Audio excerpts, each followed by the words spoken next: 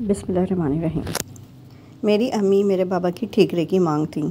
جس گاؤں میں میرے نانا نانی رہتے تھے وہاں لڑکیوں کو پڑھانے کا رواج نہیں تھا۔ چونکہ میری امی کو پڑھنے کا شوق تھا لہٰذا انہوں نے بطور پرائیویٹ طالبہ ایم اے کیا۔ اس کے برعکس میرے بابا صرف میٹرک پاس تھے کیونکہ ان کو پڑھنے کا بالکل شوق نہیں تھا۔ وہ شروع سے لاپرواہ تھے۔ وہ کہتے تھے کہ مجھے کون سا پڑھ لکھ کر نوکری کرنی ہے، کیونکہ میرے دادا کے پاس کافی زمین تھی جس کی پیداوار سے اچھا گزارا ہو رہا تھا اور گھر میں خوشحالی تھی۔ اسی لیے انہوں نے پڑھائی کی طرف توجہ نہ دی۔ میرے دادا اور نانا آپس میں سگے بھائی تھے۔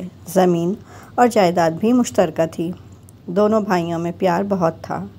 زمین، جائیداد یا اس کی پیداوار پر کبھی اختلاف نہ ہوا اور وہ دونوں ہمیشہ سمجھوتے اور افہام و تفہیم سے کام لیتے تھے۔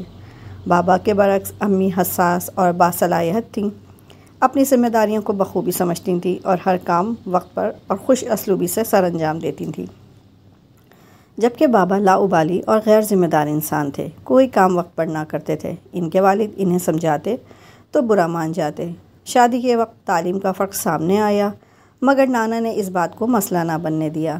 یوں امی کی شادی میرے بابا سے ہو گئی۔ میری امی کے 3 بھائی تھے جو سب اعلیٰ تعلیم یافتہ اور اچھے عہدوں پر تھے۔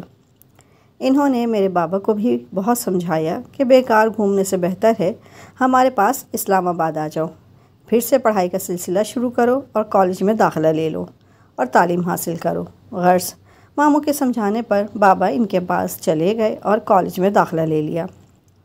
میرے بابا کی تعلیم کے تمام اخراجات ماموں اٹھاتے تھے۔ وہ دادا جان سے کوئی رقم نہ منگواتے کہ میکا اور سسرال ایک ہی تھا۔ پھر پتہ نہیں اس خاندان کو کس کی نظر لگ گئی کہ اس خوشحال خاندان کو اچانک ہی مشکلات نے گھیر لیا۔ ہماری وہ زمین جو دریا کے کنارے تھی، سیلاب آ جانے سے دریا میں طغیانی آ گئی اور ہماری زمین دریا برد ہو گئی۔ اس طرح وہ گھرانہ جو خوشحال تھا اب مالی پریشانیوں کا شکار ہو گیا۔ بابا نے جوں توں کر کے تعلیم مکمل کی۔ بڑے ماموں نے اپنے اثر و رسوخ سے ان کو ایک اچھی پوسٹ پر لگوا دیا۔ ان کو سرکاری رہائش گاہ بھی مل گئی تو انہوں نے امی اور ہمیں اپنے پاس شہر بلوا لیا۔ کچھ عرصے بعد امی نے سوچا کہ میں نے جو تعلیم حاصل کی ہے اسے کام میں لایا جائے اور میں بھی ملازمت کر لوں۔ انہوں نے قریبی اسکول میں بطور ٹیچر جاب کر لی۔ وہ صبح ہمارے ساتھ نکلتیں اور چھٹی کے وقت ہم سے تھوڑی دیر پہلے گھر آ جاتیں۔ امی نے ہماری تربیت اچھی طرح کی اور گھر بنانے میں بہت محنت سے کام لیا۔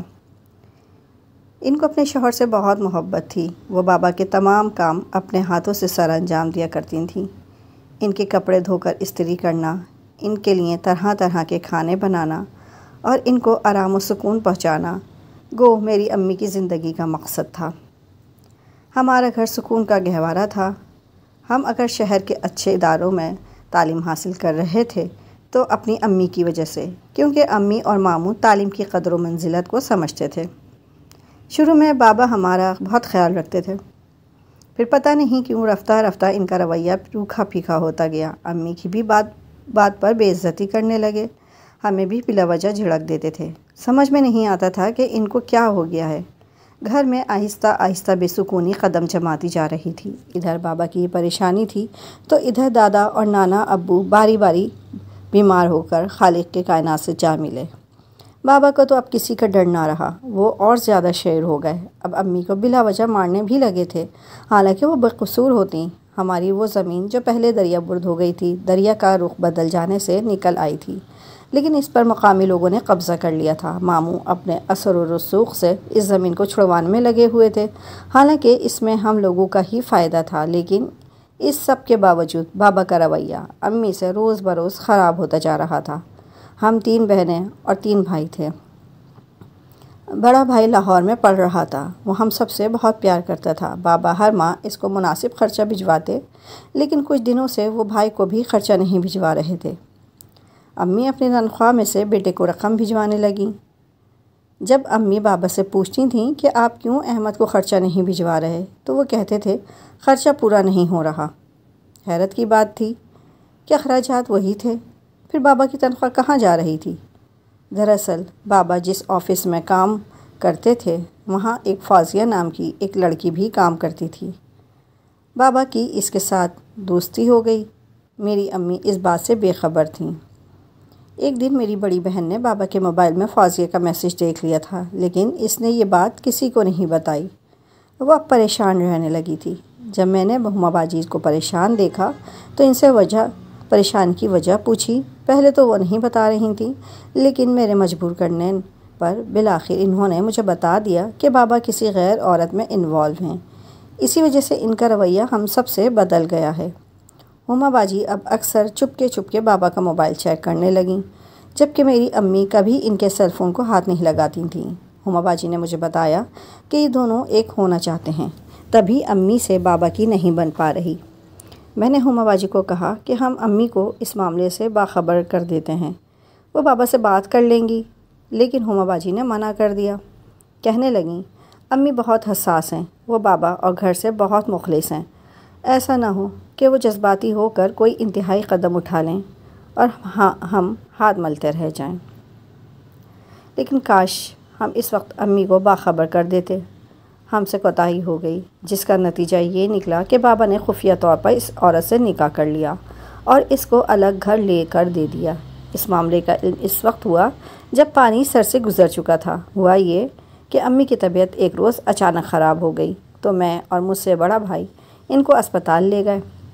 بابا اس وقت گھر پر نہیں تھے، لیکن خدا نے یہ بھید کھولنا تھا تو اسپتال میں بابا سے آمنا سامنا ہو گیا۔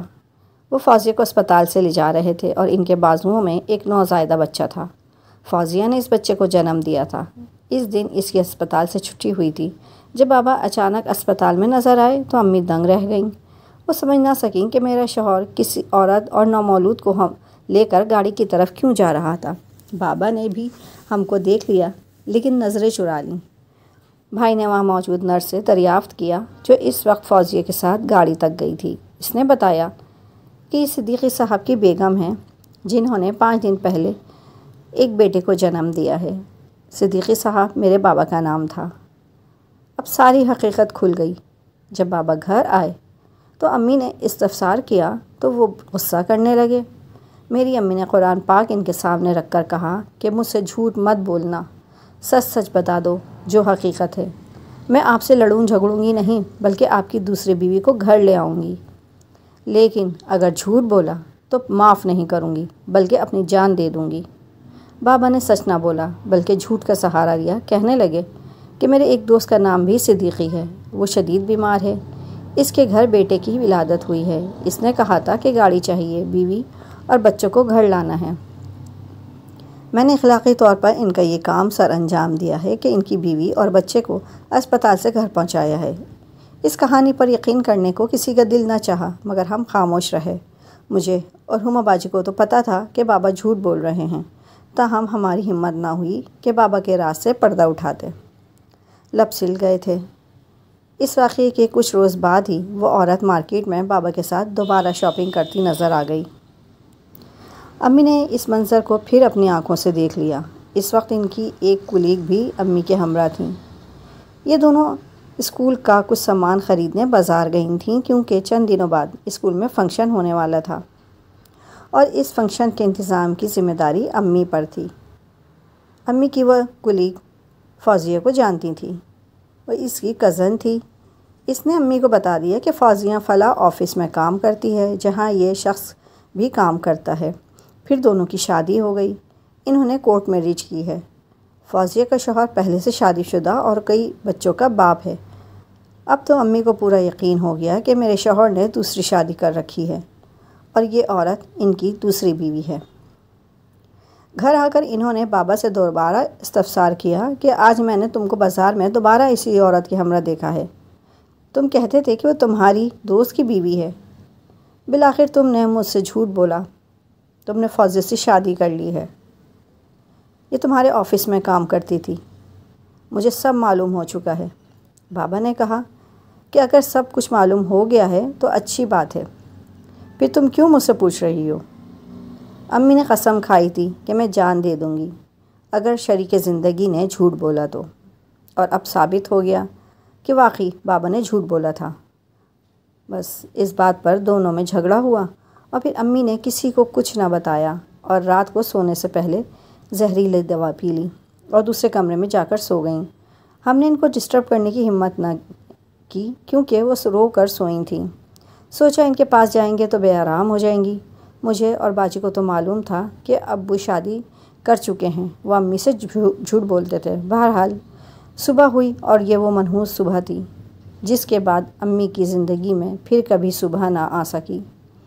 وہ رات کے جانے کون سے پہر اپنے خالق حقیقی سے جا ملیں۔ ہماری زندگی میں ماں ایک روشن چراغ کی مانند تھیں۔ وہ نہ رہیں تو اندھیرا ہی اندھیرا 400 پھیل گیا۔ اس پر ستم یہ کہ کچھ ہی دنوں کے بعد بابا اپنی دوسری بیوی کو اپنے نومولود بیٹے کے ساتھ گھر لے آئے۔ اب ہمارا کیا زور چلتا، ماموں بیچارے بھی رو دھو کر واپس اپنے گھروں کو جا چکے تھے۔ امی کی خودکشی کا کیس کوئی دوسرا رخ اختیار بھی کر سکتا تھا جس کی زد میں بابا آ سکتے تھے، لیکن ہمارے ماموں نے ایسا نہ ہونے دیا اور پولیس کو بابا سے دور رکھا، صرف ہماری وجہ سے کہ وہ ہمارے والد تھے۔ فوزیہ امی کی جگہ ہمارے گھر آ گئی۔ رفتہ رفتہ اس نے گھر کا سارا انتظام اپنے ہاتھ میں لے لیا اور دوبارہ آفس جانے کی فرمائش ظاہر کی۔ بابا اس کی کسی فرمائش کو رد نہیں کرتے تھے۔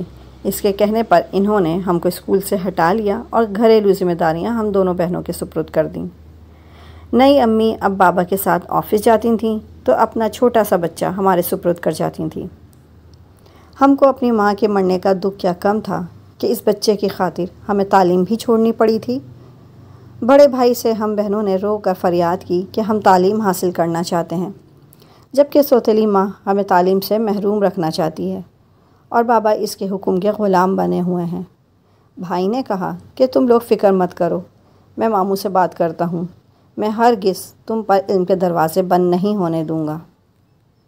اس نے ماموں کو ساری صورتحال بتائی۔ ماموں نے لاہور میں بھائی کو کرائے کا مکان لے دیا۔ پھر ایک دن جب کہ امی اور بابا آفس گئے ہوئے تھے، ہم نے ان کا بچہ پڑوسن کو دیا اور ان سے بہانہ کیا کہ ہما کی طبیعت خراب ہے، اس کو ڈاکٹر کے پاس لے جانا چاہتا ہے۔ پھر ہم اسپتال جا رہے ہیں، آدھے گھنٹے تک آ کر بچے کو لے لیں گے۔ اس طرح ہم سب بہنیں اور بھائی اسلام آباد سے لاہور بذریعہ بس روانہ ہو گئے۔ ہم نے صرف اپنے چند جوڑے کپڑے لیے تھے۔ ہم بڑے بھائی کے ساتھ ان کے کرائے کے گھر میں آ گئے۔ ادھر جب پڑوسن نے دروازہ کھٹکھٹایا تو کسی نے نہ کھولا۔ وہ پریشان ہو گئیں۔ نئی امی کا نمبر ان کے پاس تھا، انہوں نے ان کو فون کر دیا۔ امی اور بابا دفتر سے آ گئے۔ پتہ چلا کہ ہم موجود نہیں ہیں۔ بابا نے ماموں کو فون کیا، انہوں نے کہا کہ بچوں کی فکر مت کرو، ہمارے پاس آ گئے ہیں۔ تم نے ان سب کا اسکول جانا کس خوشی میں بن کر آیا تھا؟ کیا ایک نئے بیٹے کی پیدا ہونے کی خوشی میں؟ اب سکون سے اس بیٹے اور اس کی ماں کے ساتھ رہو اور اپنے باقی بچوں کو بھول جاؤ۔ بابا میں اتنی جرأت نہ تھی کہ وہ ماموں کے منہ لگتے تھے، جانتے تھے اگر یہ لوگ بھپر گئے تو پھر مجھے جیل بھی کرا سکتے ہیں۔ بس انہوں نے خاموشی اختیار کر لی اور ہم نئی ماں کے غلام ہونے سے آزاد ہو گئے۔ بڑے بھائی نے ہم کو دوبارہ لاہور کے اچھے اسکولوں میں داخل کرا دیا۔ ماموں ہماری تعلیم کا خرچہ بابا کی زمین کی پیداوار سے دیتے تھے۔ وقت یوں ہی گزرتا رہا اور ہم بہنوں کے ساتھ ساتھ بھائیوں نے بھی بڑے پڑھ لکھ کر ایک شاندار مستقبل پا لیا۔ ہمیں احساس تھا کہ ہماری ماں ہم کو اعلیٰ تعلیم دلوانا چاہتی تھی۔ یہ ان کا وہ خواب تھا جس کو ہر حال میں ہم نے پورا کرنا تھا۔ اگر آپ کو میری کہانی پسند آئی ہو تو میرے چینل کو لائک اور سبسکرائب کر دیجیے گا۔ شکریہ۔